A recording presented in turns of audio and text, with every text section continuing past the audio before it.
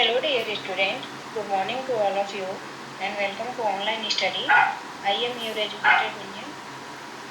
Here we will discuss about new topic. In last class you have seen what are the reproduction, how many types of reproduction take place in the living organism.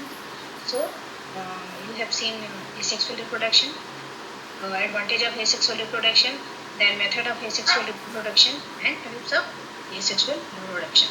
So I hope सारे points आपके clear हो गए होंगे and today we will see about the sexual reproduction. So dear student, we are doing much effort for you, so you have also cooperated with us and try to understand and try to do best. So now moving to the next point. Let's see what are the overviews of this topic. First we will see reproduction, ठीक है, then different phases in the sexual reproduction and that is the juvenile phase, reproductive phase and senescent phase. So today we will see about these topics. I will try to my best and I will explain in detail one by one. And if you have any queries, doubt session is going on, you can ask it. Okay guys, so now move to the next point. Let's see sexual reproduction. So आपको पता ही है कि sexual reproduction it take place with the help of parents, male and female. Both the gametes are necessary for the sexual reproduction and that will be the opposite sex. So involves the formation of the male and female gamete by two individuals of the opposite sex. ठीक है, इसमें two gametes का होना बहुत जरूरी है. Offspring produced by the fusion of male and female gamete, not identical to each other of the parents.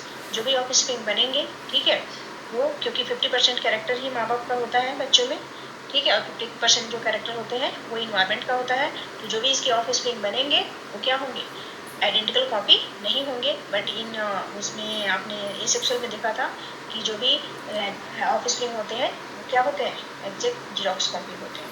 ठीक है. So the process of fusion of male and female gamete to produce zygote that is known as fertilization. ठीक है. तो इसमें जो fertilisation के process के द्वारा सेक्सुअल रिप्रोडक्शन क्या होता है, प्रोसीड होता है.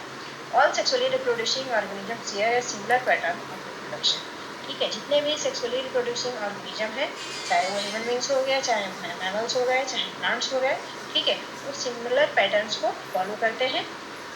ठीक है. सब में एक ही जैसे पैटर्न प्रोसीजर होते हैं. In sexual reproduction fusion of male and female gamete result in offspring that are not identical to parents. ठीक है. क्योंकि अभी मैंने बताया कि जो भी इसके ऑफस्प्रिंग होंगे वो पेरेंट्स के आइडेंटिकल नहीं होंगे. ठीक है. वो हाइब्रिड होंगे क्योंकि इसमें टू गैमेट्स इन्वॉल्व हो रहे हैं. तो सिंपल सी बात है, जो कमिंग ऑफस्प्रिंग होगा वो क्या होगा, दोनों का हाइब्रिड होगा. तो आई होप ये चीज़ें आपकी क्लियर हो गई होंगी. Now moving to the next. See let's see what are the different phases in the sexual reproduction. So different phases in the sexual reproduction. Why it is necessary for sexual reproduction? क्योंकि जो human beings है या higher categories के plants हैं, animals हैं, it is very complicated process. ठीक है. Reproduction में क्या होता है, एक मेच्योरिटी स्टेज पे ही होता है. तो उसके पहले या उसके बाद बहुत सारे स्टेज हमको क्या करते हैं, फॉलो करने होते हैं. जब तक हम उन सारे स्टेजों को क्रॉस नहीं करेंगे तब तक हमारा जो रिप्रोडक्शन लाइफ साइकिल है वो कंप्लीट नहीं होगा. रिप्रोडक्टिव स्टेज में पहुंचने के लिए हमारी बॉडी का पूरा डेवलपमेंट होना ज़रूरी है. चाहे वो कोई भी ऑर्गेनिज्म हो, प्लांट्स हो, एनिमल्स हो या ह्यूमन बींग्स हो, जो रिप्रोडक्टिव स्टेज में पहुंचते हैं तो उसके पहले भी उनको बहुत सारे स्टेज क्रॉस करने होते हैं. सो let's C. First is the vegetative phase, reproductive phase and senescent phase. So there are three main stages in the sexual reproduction process: vegetative, reproductive and senescent phase. So we will see one by one. Now moving to the next point. Let's see what is the juvenile phase. juvenile का मतलब ही क्या होता है, young one. ठीक है. juvenile का मतलब क्या होता है, यंग वन. ठीक है. So the period between birth and sexual maturity that is known as juvenile phase.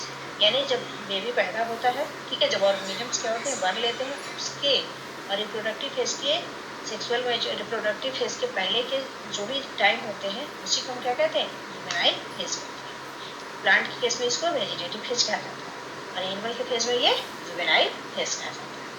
The end of juvenile phase और vegetative phase mark the beginning of reproductive phase. जैसे ही जुवेनाइल फेज कंप्लीट हो जाता है, ठीक है, तो इसके बाद से रिप्रोडक्टिव फेज स्टार्ट होते हैं। अब जो जुवेनाइल फेज है वो बहुत सारे बॉडी के ऑर्गन्स का डेवलपमेंट भी करता है, क्योंकि जुवेनाइल फेज में ही जो भी ऑर्गेनिजम्स होते हैं वो पूरे तरीके से क्या होते हैं, मैच्योर हो जाते हैं, उनको पूरे बॉडी का डेवलपमेंट हो जाता है। जब तक पूरे बॉडी का डेवलपमेंट नहीं होगा तब तक वो सेक्सुअल प्रोसेस के लिए क्या होंगे, तैयार नहीं होंगे। So for that they have complete to juvenile phase and the phase which occurs between birth and sexual maturity, that is known as juvenile phase. In plant it is known as vegetative phase, ठीक है। और जैसे ही vegetative phase complete हो जाता है तो reproductive phase क्या होते हैं, स्टार्ट होते हैं, ठीक है। तो आप ये देख सकते हो ये जो तीनों है, ये हो गया लार्वा हो गया या प्यूपा हो गया, ये क्या है, comes under the juvenile phase, ठीक है। And after that it convert into adult and then they will produce. So I hope ये आपके पॉइंट्स क्लियर हो गए होंगे। Now moving to the next point, reproductive phase. तो आपने देखा था कि जो रिप्रोडक्टिव फेज में आपको पहुंचने से पहले आपको जुवेनाइल फेज को क्या करना होगा, कंप्लीट करना होगा, पॉज करना होगा, ठीक है, क्योंकि जुवेनाइल फेज में हमारी बॉडी का मोस्टली डेवलपमेंट हो जाता है। जब तक हमारी बॉडी का डेवलपमेंट नहीं होगा तब तक हम रिप्रोडक्शन के लिए कैपेबल नहीं होंगे। So let's see reproductive phase in both female and male begins at puberty, ठीक है। ये प्यूबर्टी के टाइम क्या होता है, स्टार्ट होता है। और in male reproductive phase last until death, but in female it ends by the age of 50 years, ठीक है। मेल में जो रिप्रोडक्टिव फेज होता है पूरे लाइफ टाइम चलता है, लेकिन जो फीमेल होती हैं उनमें एक स्पेसिफिक टाइम तक ही रहता है, ठीक है। 50 के बाद से जो रिप्रोडक्टिव स्टेज होते हैं वो क्या होते हैं, स्टॉप हो जाते हैं, बंद हो जाते हैं। Menstrual cycle and menstruation mark the commencement of puberty in girls, ठीक है। जब जैसे ये रिप्रोडक्टिव स्टेज में पहुंचती है फीमेल, ठीक है, तो उसमें मेंस्ट्रुएशन साइकिल क्या होते हैं, स्टार्ट हो जाते हैं। और ये सिंबल है कि they are ready for reproduction process.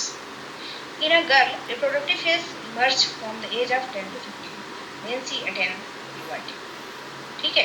Girls में ये जो कब से स्टार्ट हो जाता है, जब गर्ल्स जो होती हैं 10 या 15 ईयर्स की होती हैं, तो उसी के बीच इनका जो रिप्रोडक्टिव फेज प्रोसेस होते हैं वो स्टार्ट हो जाते हैं और इसी को हम प्यूबर्टी कहते हैं, ठीक है। बट इन मेल ये जो होते हैं 13 से स्टार्ट होते हैं, यानी जो गर्ल्स होती हैं अर्ली एज में ही वो क्या हो जाती है, प्यूबर्टी स्टेज में पहुंच जाती हैं।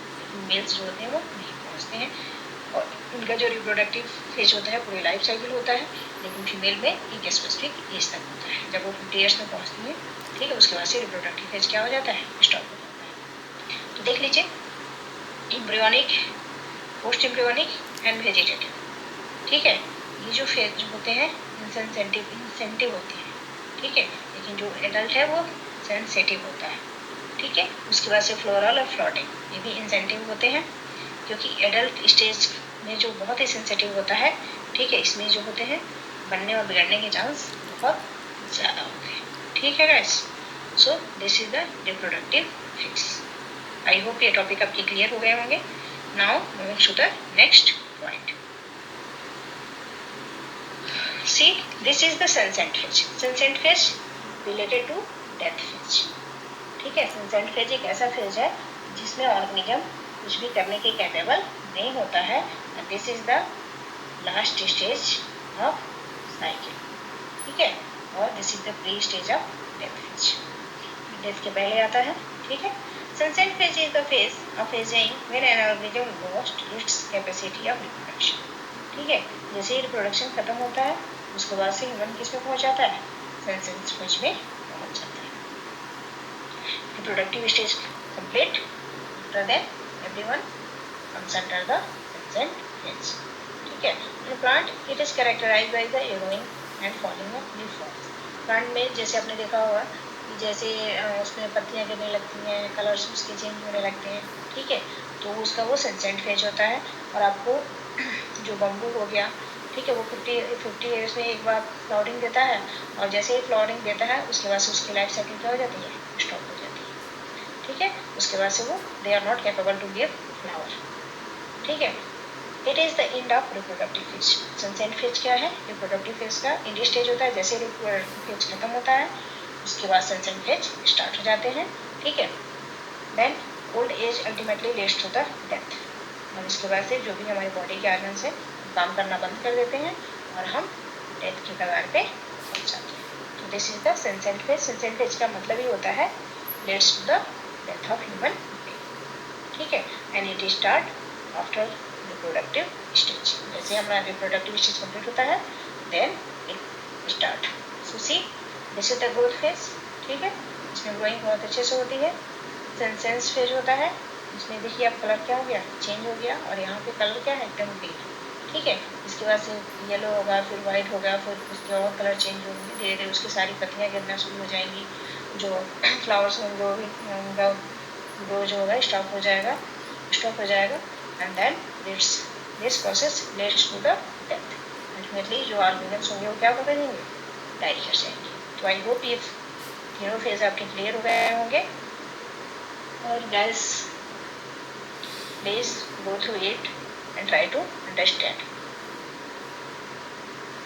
Now importance of sexual reproduction, ठीक है गाइस, ये बहुत इंपॉर्टेंट पॉइंट है, आप इसको अच्छे से ध्यान से स्टडी कीजिएगा।